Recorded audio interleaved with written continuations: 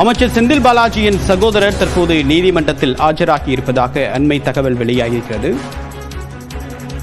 அமலாக்கத்துறையால் செந்தில் பாலாஜி கைது செய்யப்பட்ட தருணத்தில் அவருடைய சகோதரர் செந்தில் பாலாஜியுடைய சகோதரர் தலைமறைவானதாக கூறப்பட்டது. தற்போது அசோக்குமார் நீதிமன்றத்தில் ஆஜராகி இருக்கிறார்.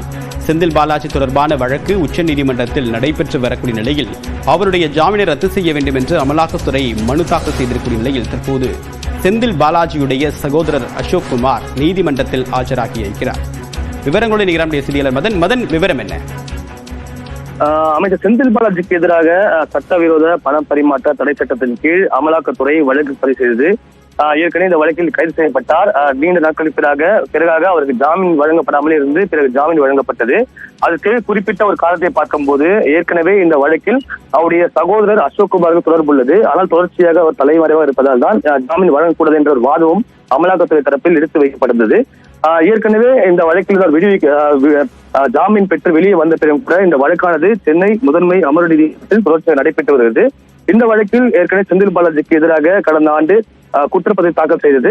அதே போல இந்த செந்தில் பாலாஜி மட்டுமில்லாமல் அவருடைய சகோதரர் அசோக்குமார், முன்னாள் உதவியாளர் சண்முகம் உள்ளிட்ட 13 பேர்கள் குற்றப்பத்திரிகை தாக்கல் செய்யப்பட்டது. இது தொடர்ச்சியாக தான் இந்த குற்றப்பத்திரிகையை ஏற்கனவே ஏற்றுக்கொண்ட சென்னை முதன்மை அமர்வு நீதிமன்றம் இந்த வழக்கில் அசோக்குமார் இன்றைய தினம் நேரில் ஆஜராக வேண்டும் என்றும் அவருக்கு சம்மன் அனுப்பி உத்தரவிட்டிருந்தது.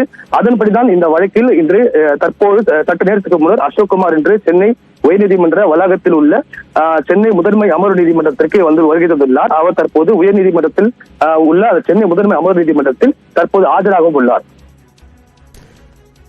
உங்களுடைய விரிவான தகவலுக்கு நன்றி மதன்.